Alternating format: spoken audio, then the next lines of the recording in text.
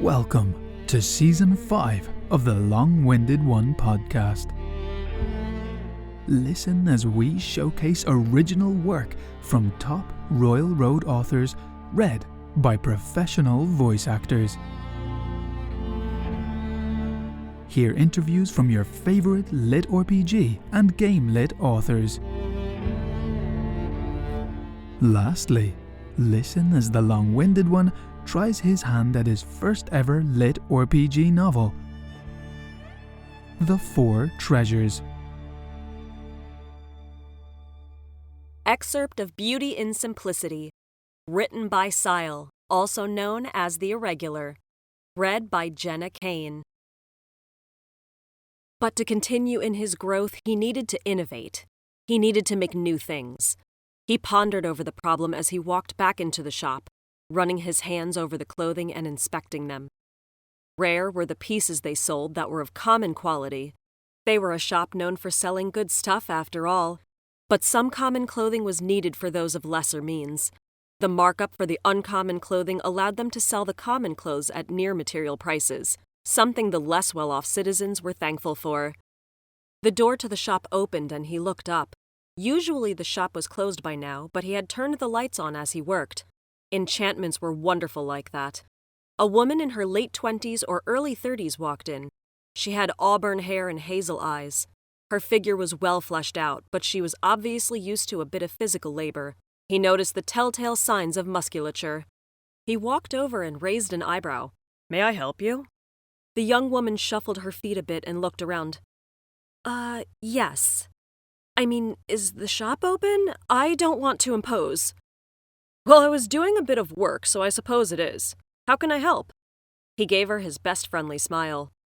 The woman lost a bit of the stiffness in her shoulders before she straightened herself up, visibly gathered her courage, and looked him in the eyes. "I need a dress made." Aeric's eyes brightened. "You need a custom-made piece?" She nodded before she shrunk down a bit. "I don't have that much silver for it, though. Only around 20 pieces." Aeric scoffed when the woman deflated. He put a hand on her shoulder and she flinched before she realized he was leading her deeper into the store. "More than enough, dear lady. I was just thinking I needed to step up my game and delve into new fields of work. I hope you won't mind me doing the work. I am the second highest level tailor in the shop, after all." A technical truth, he was indeed the second highest level. He was also the least experienced. Semantics. He was going to make the best damn dress the girl had ever seen. He took her into the workshop and asked her to get on the platform. "Clothes off." The girl blinked and turned pale as she stared at him with wide eyes. "What?" "Your clothes, take them off. Under things can stay on. I need to take measurements." He waved at her, motioning her to hurry up as he grabbed some of the measuring lengths. The woman reluctantly took her clothes off. Aeric eyed her and gave an approving nod. She had a good figure. Perfect for his first model. "What's the dress for?" "My wedding," the girl enthusiastically squeaked. "Splendid! Congratulations!" "Thank you." Before the girl could start shrinking back in on herself, Aeric got to work on taking the measurements. He measured the length of her legs and then the circumference of her thighs, not even noticing the blush and the clenched hands of his increasingly shy and nervous subject. He was too caught up in his own thoughts and ideas. "Nice legs, good thickness. Perhaps I can show them off with a bit of a cut. Not too much, wouldn't want to be indecent. It's the girl's wedding, after all. Hourglass figure, gonna show that off as well.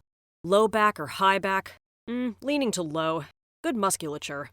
Tighten it a bit at the waist. Princess style would be a waist of her figure. Too poofy." What?" the girl stammered. "Shush, dear, I'm thinking." Okay. Camisole's a bit too much for her. She'd probably melt. Cocktail, perhaps? Or is that too business for a wedding? Empire-waisted dress? That might be it. She has the legs for it. Hips would work as well. With the right stitches, it could accentuate her bust, just so. The girl stared with wide eyes at the man measuring her more private areas without a single glance of lust or actual interest. His mutterings actually put her at ease. He obviously knew what he was doing and was a professional. Even if she had no idea what it all meant, it sounded really fancy. Empire-waisted dress it is. Going to lengthen the skirt a bit and then make a cut so the thighs are shown off a bit when she moves. Not too much, of course. But what color? Her skin is tan enough that I can pull off a yellow. Perhaps a bit lighter. Don't want to make it too complex. Beauty in simplicity, Aeric. Gotta remember that. He suddenly looked up and stared her in the eyes. How much time do I have before you need the dress done? How much do you want to leave to me? And is there anything that you want to add to yourself? She froze and stared at him for a bit. You can put your clothes back on, by the way. He turned around and started touching various materials, thinking about what he wanted to use. When he turned back around, the girl had put her clothes back on. Well, the wedding is in a month, so I'd like to have the dress done the week before. Nothing to add, and I was going to leave the entire thing to you. You're going to leave everything to me? His eyes widened. Are you sure about that, dear? Yes. I don't know much about clothing and fashion and stuff. I just want to look pretty for the wedding. Really pretty. I kind of want people to go, ooh, she admitted as she shrunk in on herself. Aeric grinned and patted her on the shoulder. You can leave it to me, dearie. Making you look pretty is the essence of simplicity. She blinked and cocked her head slightly. He pushed her gently towards the entrance. Now shoo, I have work to do and I will make you shine. It's going to be fantastic. I can't wait to get to work. Okay. See you in a bit then. Aeric walked back into the workshop and started rubbing his hands. Oh yes, this was going to be the start of his true work. An empire waist dress with a slightly extended skirt length with a thigh cut and a low back. Uncommon wouldn't do it for a custom piece. It needed more. He wanted oomph. In a bit of a manic creative streak, he headed into the city. Materials. He needed something good. Something just right. He headed out to the nearest supplier and his personal favorite, Maddox. The guy even had a drawing with a frowning dick as his store symbol. What a man. Aeric stormed on in. Maddox, you still open? A man with messy gray hair and a bushy mustache and beard peeked his head out. I'm cleaning. What you want? You a bit late, ain't ya? Grab what you want and put the money on the counter. You know the prices. Will do. Thanks, Maddox. A grunt answered him as the man went back to his cleaning. One of the reasons Aeric liked Maddox and his shop was the organized chaos that resembled his goods. Also his complete and utter faith that his customers would pay, even if he wasn't at the counter. Another eccentric but fantastic individual. Also an utterly dangerous man, according to the rumors, which might be why no one stole from him. Aeric walked through the shelves and took a look. He ran his eyes over a piece of cloth called Swift Swallow's Feather Rage. Not what he needed. The wisp's last wisps? Nope, not that either. Ooh! He came across a softly glowing pale yellow fabric. Moonlit moth's silk. Yes, it was perfect. Now he just needed something for accents. Something dark. Despairing drabs? It was just the right color, too. It was a magic material, though, so he only barely had enough. If he wanted both, he was short.